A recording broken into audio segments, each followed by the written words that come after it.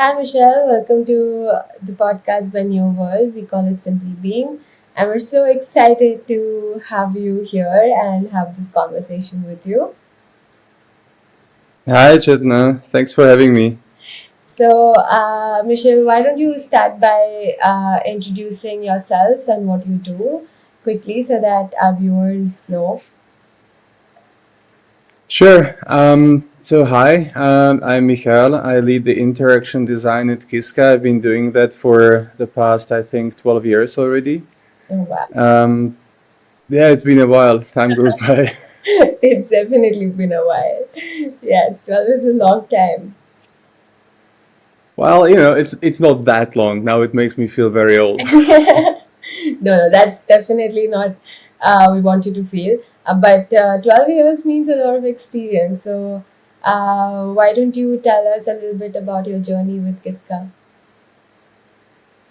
Well, I've joined in 2010, and Kiska was a very fun company with a lot of experience in transportation design. And back then, it was a lot of projects for the two-wheel industry. Mm-hmm. And basically, I thought, hey, I can bring some sort of a different skill set here. And interaction design was my passion. It was my experience previous to Kiska. Mm-hmm. And we basically agreed to build this up and to become one of the bigger competencies at Kiska and to develop interaction design.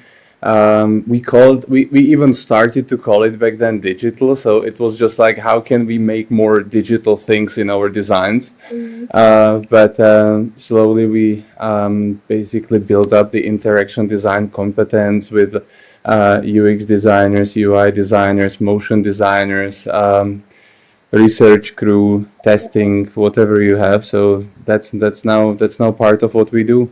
Oh, that's amazing. Michelle, when you were growing up, right? I'm sure there was a part of you that was curious, right? So, what kind of a kid were you? Would you call yourself someone who was very curious, someone who's very visual, or very analytical? Okay, so I think curious is an understatement. I think my mom would tell you that, but why was my most typical question. So why is it this way? Why does it do it that way? Why was my most frequent question. She was patient enough, I think, to answer every time. So yeah, I think that definitely stayed with me. Mm-hmm. When I just move as a person in the world and I see things that behave certain way, Mm-hmm. I always think, hey, how to improve them, how to make them better.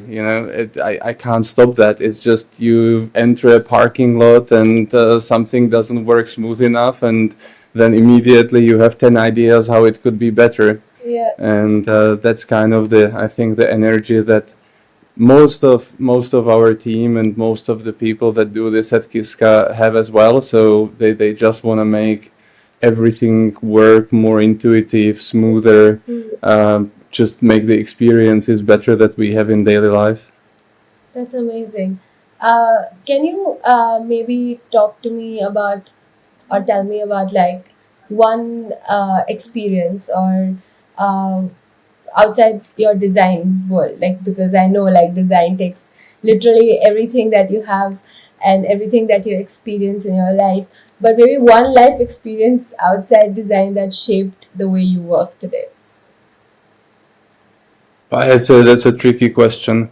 Um, just from the top of my mind, I I was once in a car accident. Wasn't anything major, but it was an accident enough for the airbags to come out. Mm. And it was in a. I'm lucky enough to drive a car from a German brand I love. since I was a child. And immediately somebody started to talk to me, so it was my really hands-on experience. It's about 10 years ago, so it was, I think, not that common for all the cars to have an e-call. But this emergency call that somebody started to talk to me, and the accident happened here in Austria, where we are headquartered, just 2 kilometers away actually from the company. And somebody was talking to me in English. And it was just like, hey, you had an accident, are you okay, everything fine? And then I asked, why actually English? I was completely fine, nothing was with me. But it was still quite pleasant. And they said, oh, it's because your infotainment system is set to English. Oh, wow. That's why we talk to you in English. And I thought this was really nice touch. And this is really something which I think I noted as how much of these little tiny decisions and the effort behind can make a big difference if you are in an urgent situation, or if you are in a situation that maybe you didn't choose to be in. So that's something that comes to mind. Otherwise, I think it's thousands of experiences, like I mentioned, daily interactions in the world. I just none of us can stop thinking how to improve them. So I think that's how we are shaping our work. We meet on Monday, and it's not a week without somebody coming and saying, "Have you seen how this works? It could be better, right? This we could improve. This, have you seen this? Why did they do it this way?" So it's like a permanent part of the culture, I would say. Yeah, but that's so cool to have like people around you who are constantly trying to make everything better, and they're constantly, thinking in that way. So that, I think, is really, really cool. But I'm sure a lot of our viewers, and I think I get this question a lot, because I'm an interaction designer myself, and whenever I'm out or whenever I'm meeting new people or even like fellow designers, right, they don't really know what interaction design is. And that sucks because because I'm like, it's literally like, in the layman terms, if I can call it, it's literally what the word says. I design interactions, and they really don't get it. So if I can just ask you, what does interaction design mean to you personally, beyond the technical definition? Yeah, I think you hit the nail on the head really with that. It's still difficult to explain it, and it's I think sadly even in the industry it's misunderstood. Yeah. So we often have to say what we mean by that or what it is, right? So I think UX has gotten some good understanding in the industry. People know what to expect when you say UX, but when you are talking to friends, family, or people that you meet around, I tend to leave out the interaction bit. I just say design.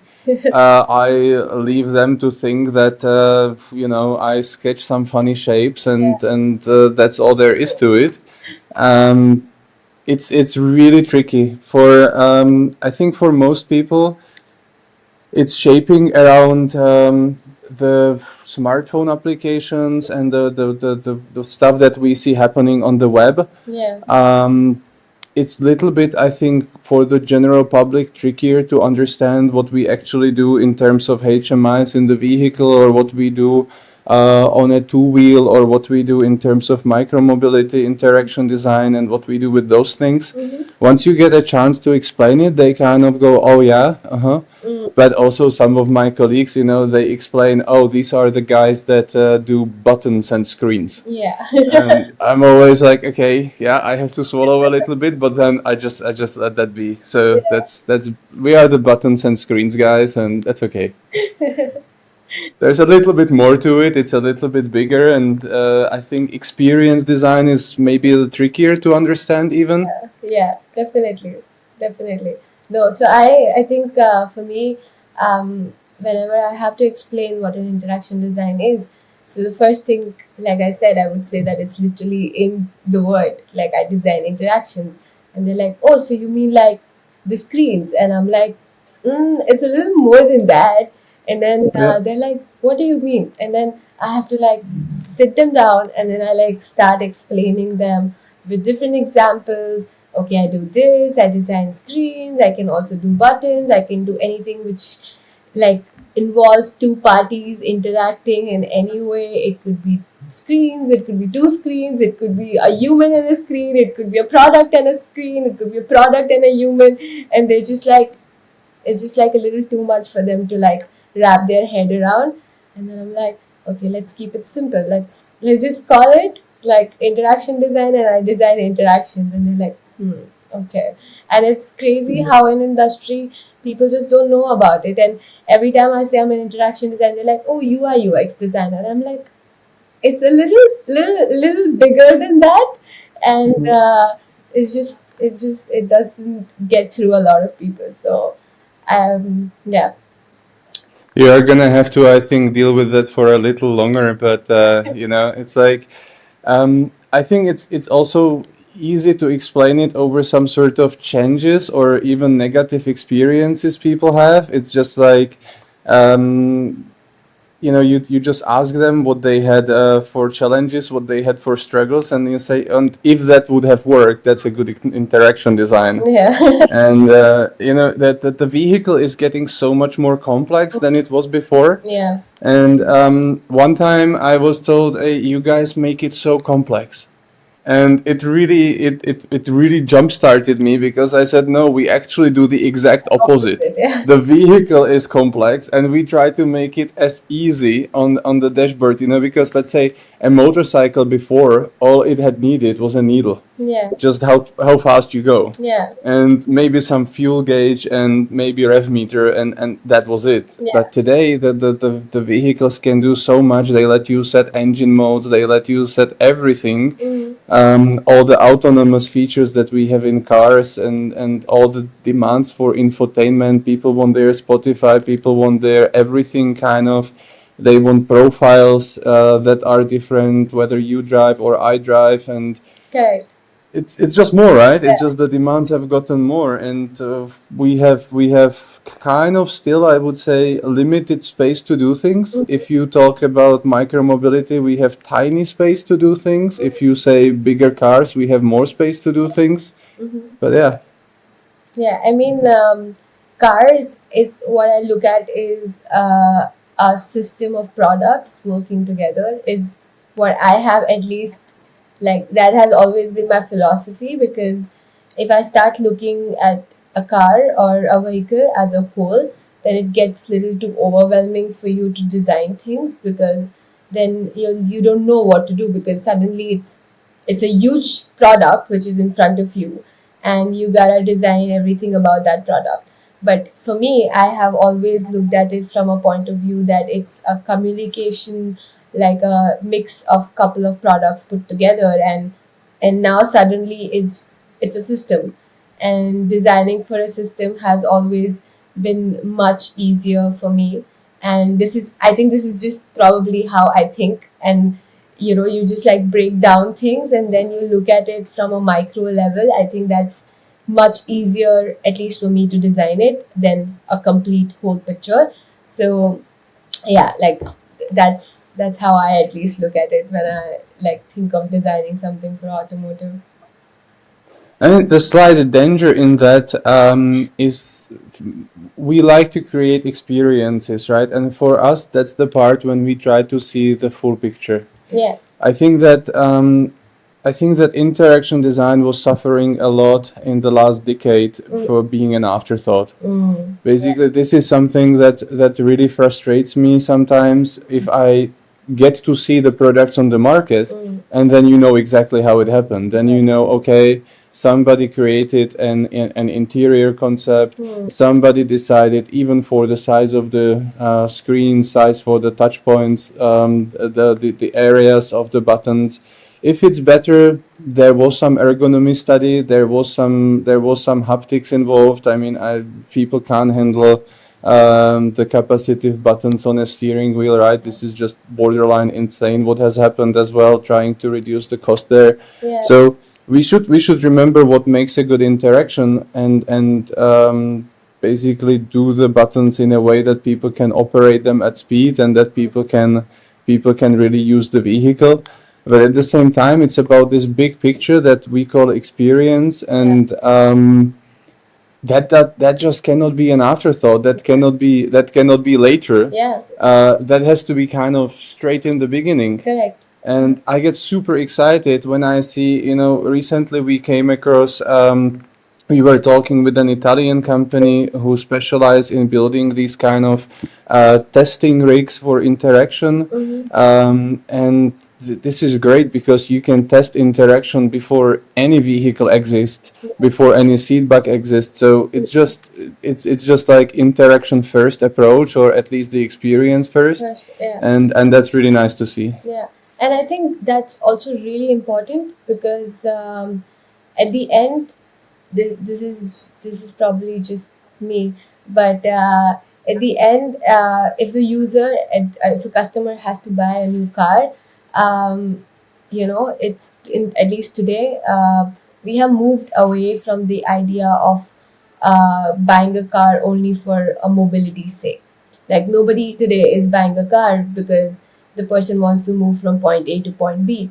Today, people are buying cars because they want to experience something which is something great, something different, something that they would make probably feel comfortable in, something that they want to. It's now called as a third space, right? Like your house, Right. your home, and then you have a car, which is a third space. So um, it's literally that. So how can you not, and if your customer is looking for something like that, how can you not design an experience first? How can you not think about giving users or customers the kind of experience that they want? And it's just not how about, I think this is just now automotive is just not how about the car looks like or how the interior looks like or what is the color of my car.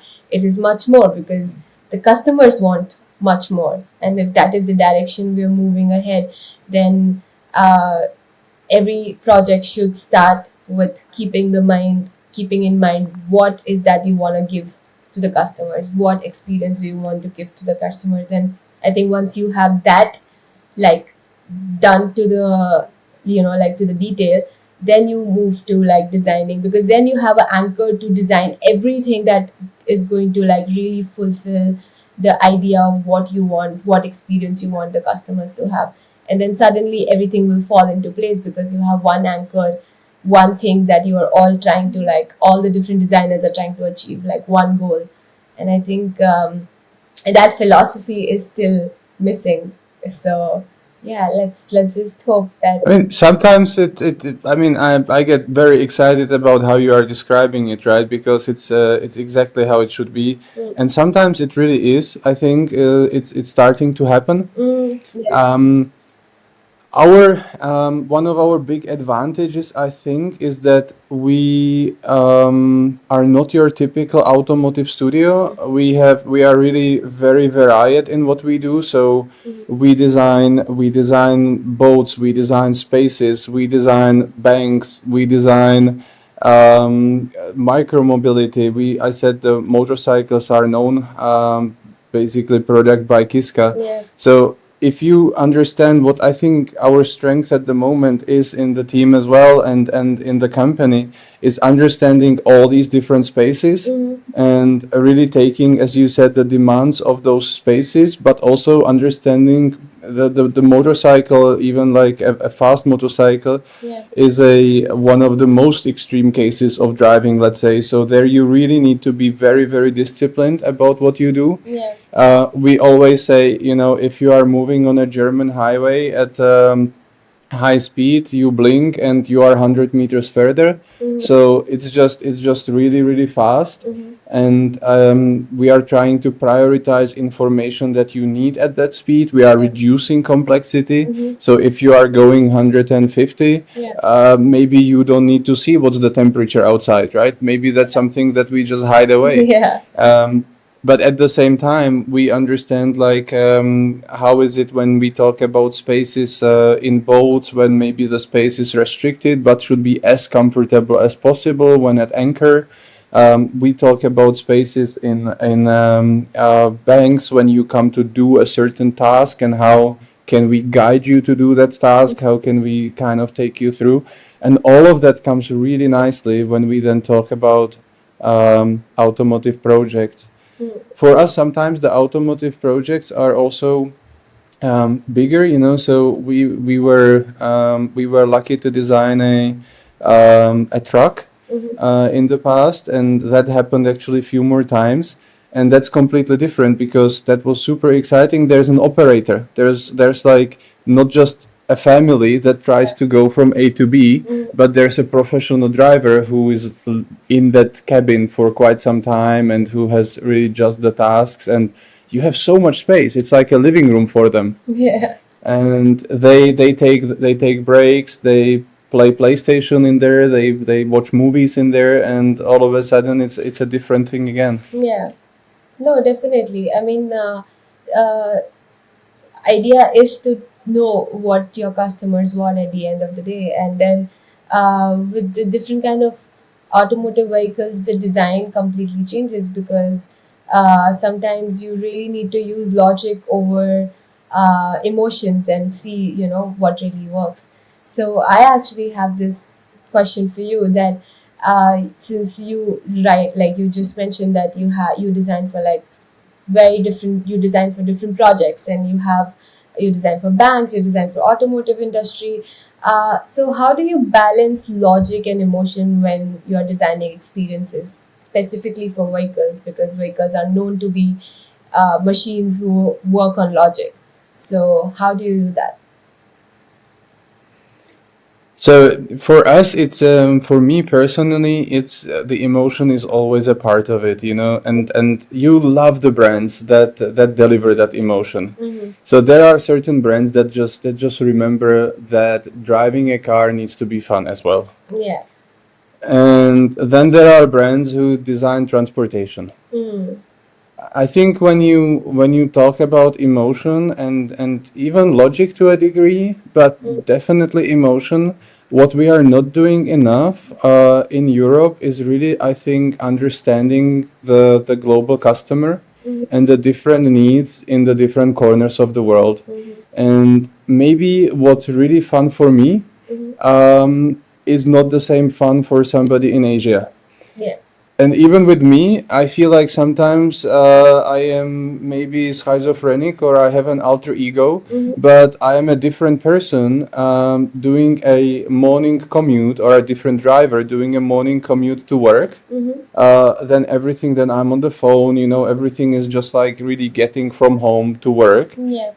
Then you would be on a Saturday morning when you just want to drive to a we have lakes around us where we are, so you want to drive around the lake, and then it's like a bit more maybe renegade, faster driving alter ego that kicks in, and that vehicle. If you have one vehicle, then that needs to kind of understand both of these use cases, both of these personalities. Yeah.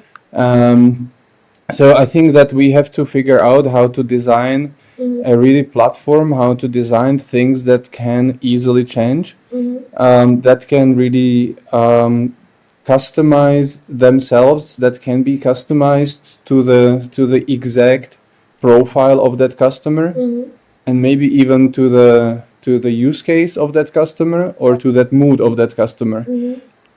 And then we have to remember as well the brand. So then maybe all of those settings, all of those, let's say, adjustments are not correct for every brand. So, yeah, how can we make it that it's still authentic and it's still very much on brand, but still kind of valid for that customer? Customers. Yeah. And when it comes to the emotion, we do a lot of research on the emotion side. We do a lot of testing. I think the industry needs to do way more of that. We really need to make sure we are very varied Yeah. customer base on this planet, and we need to make sure that it really suits, I think, the people we want it to suit to. Yeah. No, definitely.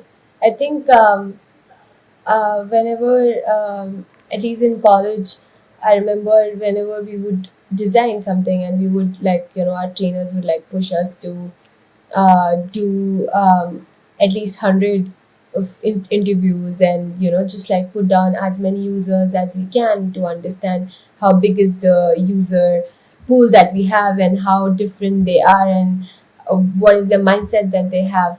But as and when I started working, I realized that doesn't really happen so much in the companies, and that's just because sometimes how else do you like get the insights, like how else do you really pick up on like small instances and then see how those small insights can really help you design something better. And that's where like at least a lot of designers struggle, because as in when you move to the industry, the pool of you talking to users reduce more and more and more, and then everything comes from an assumption, and that's just not the way, like you can solve a problem, because at the end you're trying to solve it for people who are going to use it, and if you don't understand the people and don't understand their psychology, how else are you going to like solve it?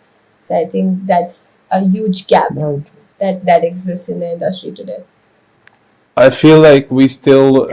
I'm as a driver. I'm happy we do that in Europe, and we really design for driver. We design those cars for really the driver that needs to take that car, maybe 1,000 kilometers. I've done that a couple of weeks ago, Mm-hmm. and you just take 1,200 kilometers and you go, and everything is ready for you as the driver. Mm-hmm. In China, it's much more about the second row, right? So Yeah. it's much more about what's happening there. The Mm-hmm. driver is kind of, yes, okay, we've got the controls, we know how to drive the vehicle and how to take it from A to B, but let's make sure everybody has a good Exactly. experience. Yeah. Yeah. And it's a bigger decision that the whole family is involved usually in, and it's just kind of um, sometimes in Europe it would be an afterthought again. Mm-hmm. Maybe elsewhere it's a priority. So Yeah. we really have to do these, as you say, insights. Mm-hmm. We have to figure them out to understand what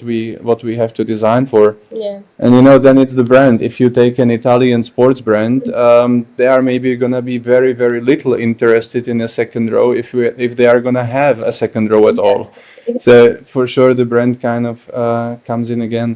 But before you said logic, I think it's still disappointing to see that it's not even just logic and emotion, but sometimes the software is just pure buggy. Mm-hmm. And that's something that I'm really struggling to forgive because it's not rocket science. I mean, you can basically program the vehicle using web technologies if you would choose to. There's plenty of experience in JavaScript and Yeah. frameworks like that. So Mm-hmm.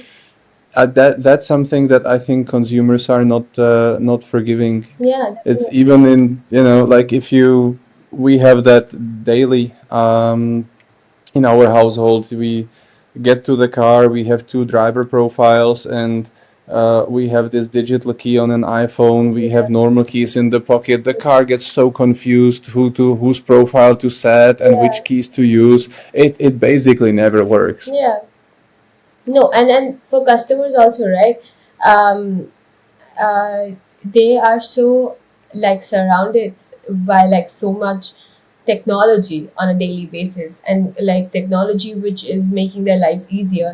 So you have the house security system, you have your phone, you have your laptop, and it's giving you the ultimate experience that you can get with like all the products, giving you the best screens and the best touch quality, and everything around you is working so efficiently, and it's there. So when you move into an automotive space where you already have so many constraints of the kind of screens that are available or the kind of technology that is available, and then the minds, the customer's mind is like in constant comparison, because then they're like, I'm downgrading, but I'm still paying Right. much a lot for my car, right? So but here I'm not getting the kind of experience I want, because my phone is giving me a better experience than my car is, and I'm paying much more for my car than my phone. So I think that is also something that maybe we need to like start really really working towards, because um as we if you're calling a car a third space, we really need to start treating that as one. I mean, I remember years ago, it's a while back, I read once a comment on a OEM smartphone application, so like a review from a customer, and he said for, I don't remember the sum, for a 70,000 euro app, this is quite poor. And I was just like, what does he mean 70,000? And then it clicked, basically he Yeah. was judging the app as kind of he paid for the car, and, Correct. and that's then kind of the app. For sure, yeah. This is not gonna be the design intention can be as good as it is, but if it's not delivered in a way that people are used to from their entire ecosystem of platforms they are using and tools they are using, then it's a disappointment, Yeah. 100%. Yeah. And we have to work. We always say at Kiska we are working towards really production, so we don't make fantasy concepts. We are really very orientated on what target hardware do we have, how capable is it, what is the tool chain that is going to be used, and we adjust the design greatly to that. So we try to be very relevant when it comes to getting this really produced, and Yeah. basically everything we design gets produced also. But of course, like if the customer sees some bugs or if it doesn't work for them in a way they kind of are used to, then it's a problem. Yeah. So, can you share like a moment when a small design decision that had a surprisingly big emotional impact in your life, where you decided that, okay, this is something that I'm going to do, and then it came out as a surprise at how well it worked? So okay, I um I can tell you a story that is not a design that we have created, but and it's nothing to do almost with automotive, but it's related. When you are driving to the airport, and maybe it's an airport that you haven't been to before, and you just want to return your rental car or something, and then you are wondering where to go, or you are coming for a trip, and da da da. So I lived in the UK for a while, and everything there was, I think, considering a bigger variety of user base, bigger variety of people. It's a very vibrant culture that you have in London. Yeah. It's just very international. And you're driving towards the airport, and then you have basically just two very clear signs where to park. Turn right for short stay, 24 hours. Turn left for long stay. And then first time I was in Germany, and I was driving to an airport, it just starts telling me the numbers of these parking places, and it was like P1, P47, P49, P80, P20, and I was just like, Jesus Christ, I have no clue where to go. Right. And then also like this at like 120 kilometers an hour, still not very restricted speed. So you are trying to orientate at a very last minute Yeah. where you are supposed to be going. Correct. So that really had an impact on, I think, it's a small thing, but it had an impact on how I think about what we are delivering to the customer Yeah. when moving at speed. And from the work that we have been doing here, there was once a press launch of a motorcycle that we have created. And one of the journalists from a renowned magazine was late to the press launch, and he missed the briefing, and he missed absolutely this introduction of the new generation. And this was the year when we have changed everything on the dashboard. So there was really nothing same. I think there was even a new switch cube, which is what we call the buttons on the handlebar. And they just left him that motorcycle there, and basically left him a message, okay, catch up with us, we are gonna be in this city next. Yeah. And therefore he had to figure out everything alone, and he came to Kiska some month later, and he just told us, guys, thank you, because I jumped on this vehicle, and within a second I knew exactly what to do. I didn't need any briefing. And this was such a nice feedback, because it was just like what we aim for, that it's going to be 100% intuitive, that we are going to inform about everything without any sort of explanation needed. It just worked. He was able to set up the vehicle, and go. And this was a very complex machine as well to set up. That's amazing to like have a completely new user and then the user exactly knows what to do. I think that was definitely a moment of celebration for sure. That's what we aim for, right? That's what we want to hear, basically. So that time it worked nice. So how would you describe, since you've been talking about Kiska a lot, and I'm sure the team there is brilliant. So how would you describe the design culture and collaboration style at Kiska? I think we are definition of collaboration because it's just everything is here under one roof. We work in a design studio that has, I don't know how many nationalities, let's say 25 different nationalities here in Austria. It's very unusual for that location, I would say. We work all together under one roof. So home office during the lockdowns, as we discussed in the beginning, wasn't the easiest for us because we couldn't see each other and we couldn't collaborate the way we are used to. The inspiration here in the house is kind of in the air because you just discuss with others, and we have all very, let's say, specific competencies, but it all comes together on the projects, and you can sometimes even bounce your ideas of people of competencies that you wouldn't have thought in the beginning. So how can you really we in what we do, we work a lot with the colleagues from research team for sure.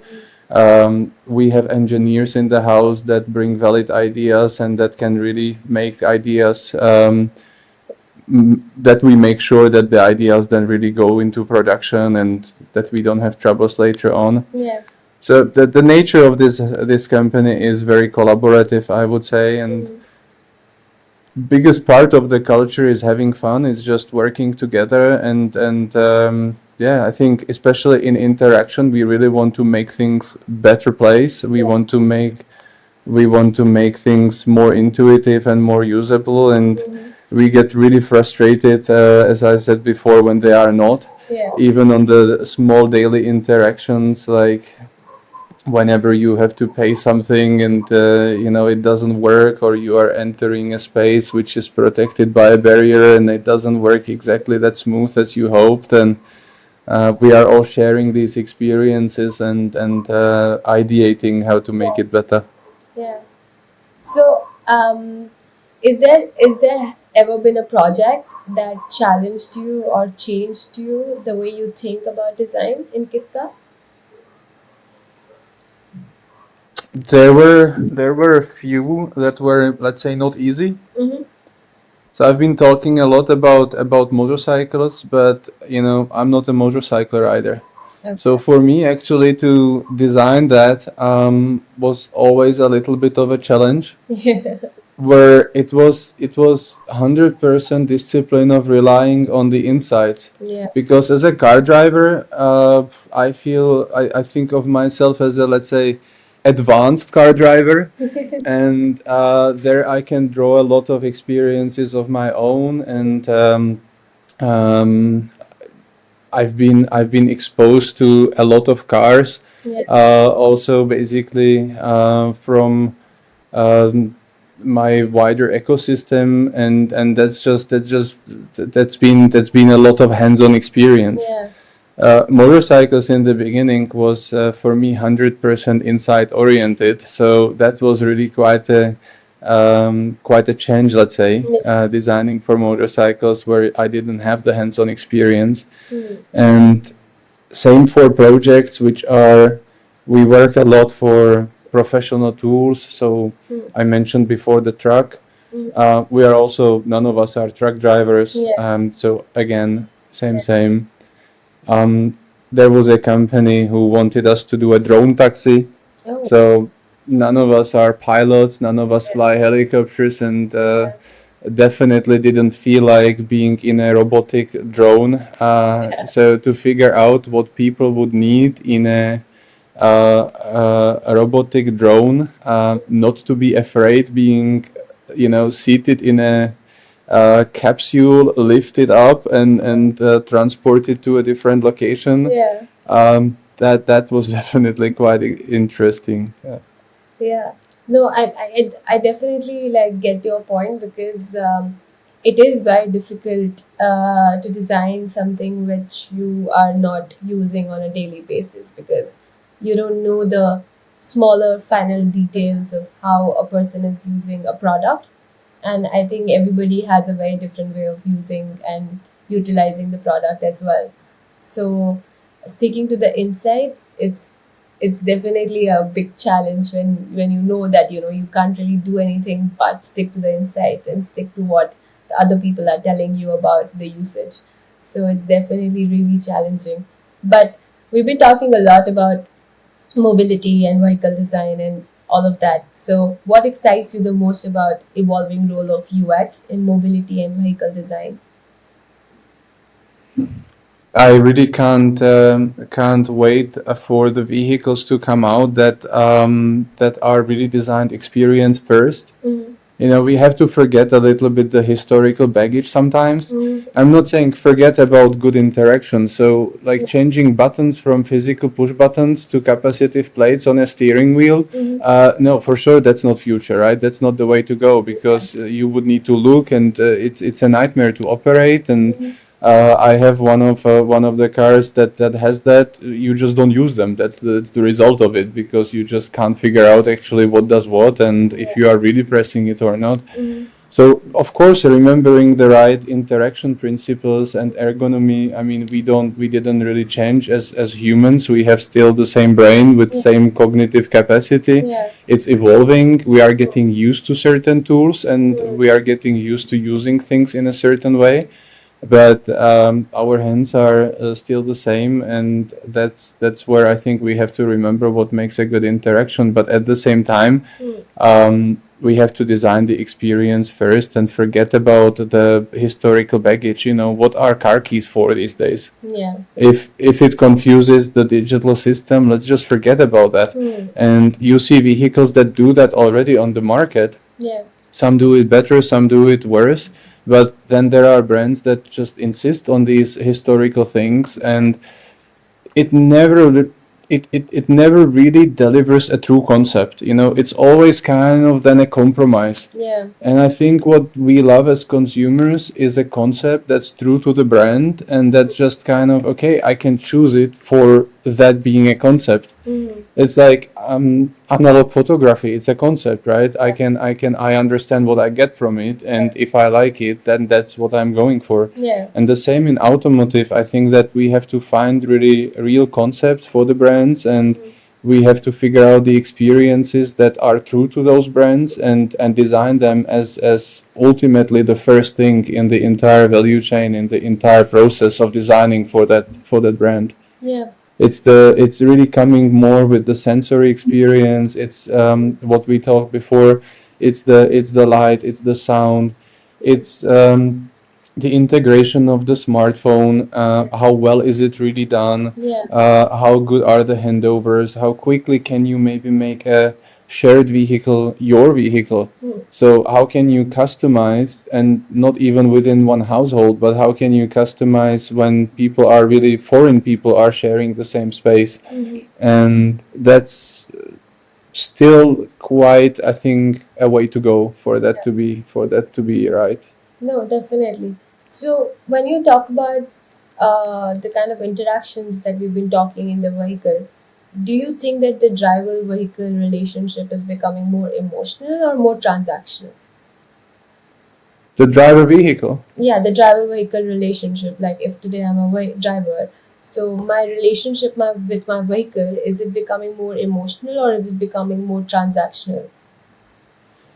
So I think there was a time, I think there was a phase where everybody thought it's more transactional, but I think the opposite is true. So basically, people really choose, especially on the, let's say, more premium side of the market. They choose brands, they choose the promises of the brands. They really orientate on that, and if the brand delivers on their promise and Yeah. if they really own it, it's definitely an emotional connection, and it's what you also try to build up for the passengers and for the second row, and you try to make it an experience, I think, for every one of those participants, and not just getting from A to B. Otherwise, I think we can pretty much forget what we are doing. Yeah, no, I 100% agree with you, because like I mentioned before as well, right? I think now mobility has less to do with the usability of why you're buying a car or a vehicle. It's more and more becoming about the experience, and a major part of the experience is emotions.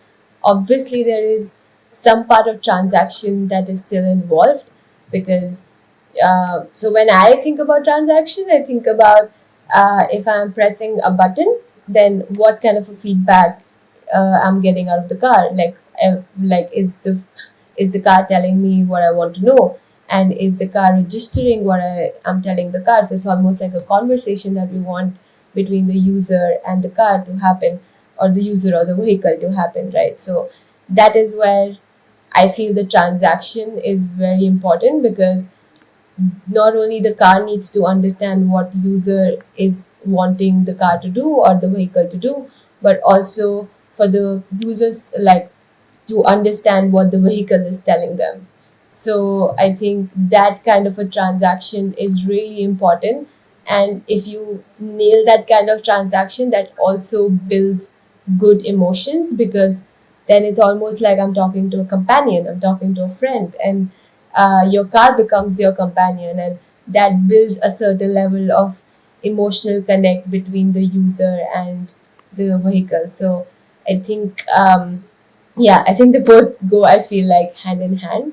But yeah, definitely emotions is something that we really need to work on.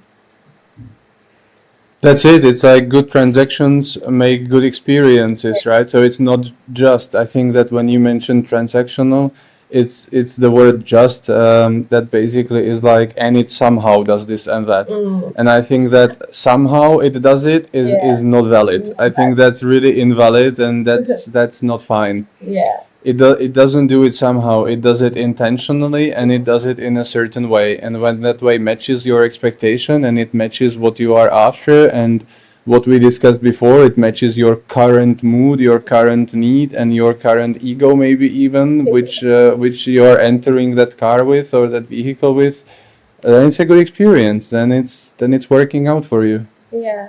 No, I completely agree with that.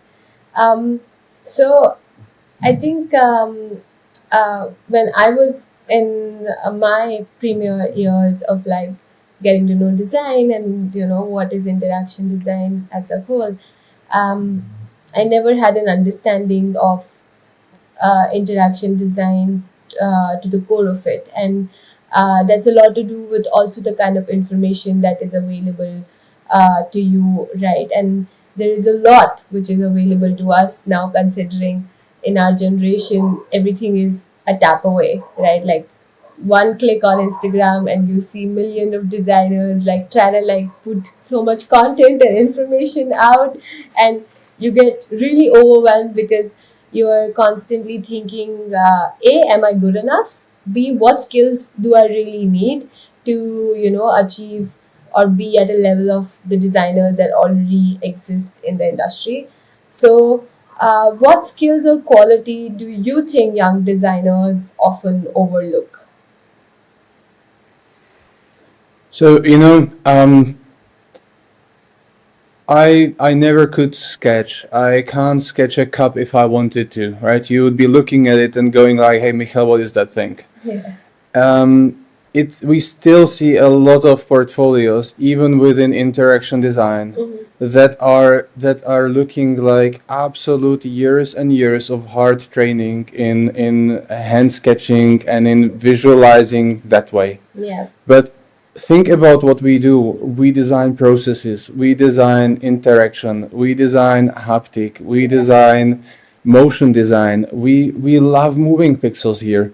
We never design anything static. The animation has functional component and an emotional component. When something animates from left to right, you know that maybe the way you are supposed to use your joystick or use your buttons is also from left to right. Yeah. So it has a very quick educational component, and the same way it's like working cognitively for you, and it's just all happening. So motion design is huge for us, and to be honest with you, I don't know one school that really educates what the industry would need at the moment from interaction designers. Yeah. So I think there are few that you mentioned. We work quite happily with Strat as well. We were working with a Swedish school. There is something there, yeah, but it's still not exactly what interaction design needs. And the skills that we are looking for in interaction design is definitely not it's not sketching, right? It's the love of showing relationships, is the love of showing if this happens then that happens, and the ability to give it a look and feel in terms of UI design, in terms of layouts, and to wake up that look and feel with motion design, and to say, look, this is something that these are pixels that you would want to wear on your wrist, or that you want to have on your phone, that you want to have in your car, and they have a meaning, they have a logic. So it's not probably all in one person. We get that. So there are way more analytical people that maybe focus a little bit more on the research, on the insights, and on UX. And then there are way more visual people who end up in the UI design and motion design, and they can tell a story with their pixels, with their UI design. And then there are, of course, people that still need to figure out the space of it, right? So how big are these screens? How big are those areas? And what is the ergonomy of it all? That we still see best park. I still think that the product design degrees and the industrial design degrees are nailing that down quite well. But it's not easy to build a completely competent interaction design team, because you really have to pull people from multiple corners. Correct. We also talk more and more about like texting for UX. So really, what are those instructions? What are those words that we place into our designs? Is it really the word that has the best meaning, and how does it translate to other languages? Correct. We have languages where the words are maybe harder to read as well, because they get longer. So Correct.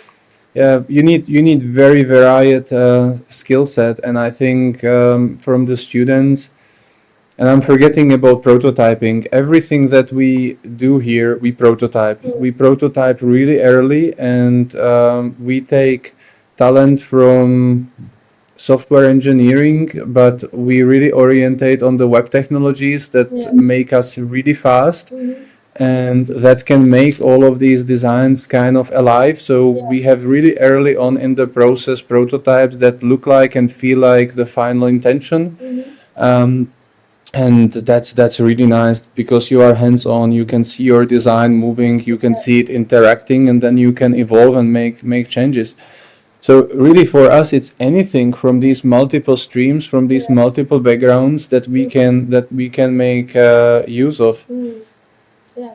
No, that's fair. Because so I have another question, and it's a follow-up question from what you just said. Let's say I'm a student who's trying to apply at Kiska or anywhere, right? And what at least I have seen is that people are trying to have as many skills as possible in their resumes, and they're trying to say, oh, I can do this, I can do this, I can do this, I can do this. So they've listed down like some 20-25 skills. And so would you hire someone or hire an interaction designer who has 25 skills listed down their resume, or would you hire someone who has probably 5 to 10 skills, and has like a limited pool of skills, but that person really knows how to make use of those skills? Yes, that's no question. It's the second, but the first one also has it's about figuring out what to do with that. Like, so we like people who are very, very informed about the world and who understand products in the world. And maybe the first example that you have given, maybe that's a great researcher at some point because he understands so much, right? But then the researching and asking questions and capturing insights, that has to become the main skill at some point. Got it. Got it. So then all of those, I don't know how many you said, 25 skills have to become a background to his main skill, which is research. And I think the less specialist you are, the more articulate you have to be as well. So I would really support all the students to take as much hands-on talking experiences and really articulating what is it that they are doing. Yeah. We see sometimes talent where you look at the portfolio, you are mind blown how good that is, Yeah. and then you actually talk to that person and they can't say anything about it, and it's just such a shame. Yeah. So that's just like talking is still important, I think. Yeah, no, I believe in that because I think I've been one person who completely solely believes that even if you're a designer, at the end you need to know how to sell your design. Like whatever you work for, if you can't convince the other person that whatever you have designed is the best, then the person is not going to buy it. And if you can't sell your design, then what's the point? Because then it's going to be just in your portfolio and nobody is going to know about it. So if you really want to be a good designer, you should be able to talk and you should be able to sell your design. And I think talking and selling is, I think, one part that I really like. I at least like I really push like all my fellow designers, and I talk about it as much as like I can, that you should really know how to sell your design, because how else the other person is gonna know. Yeah, visuals are definitely one thing, but if I have to just quickly pitch it to someone in like 5 minutes, I should be able to do it. And that's again a skill that a person should acquire. And that can be just me, but I just feel that you should be able to like talk and sell your design. Sure, I mean listening as well, right? It's just the soft skills that come a little bit maybe later in the career, or that come a little bit with age as well. I think in interaction design maybe they are a little bit more important early enough, because if you are not a good listener, then Yeah. and you are not a hands-on user by whatever coincidence of the product you are designing, without listening, it won't be a good design in the first place. Yeah.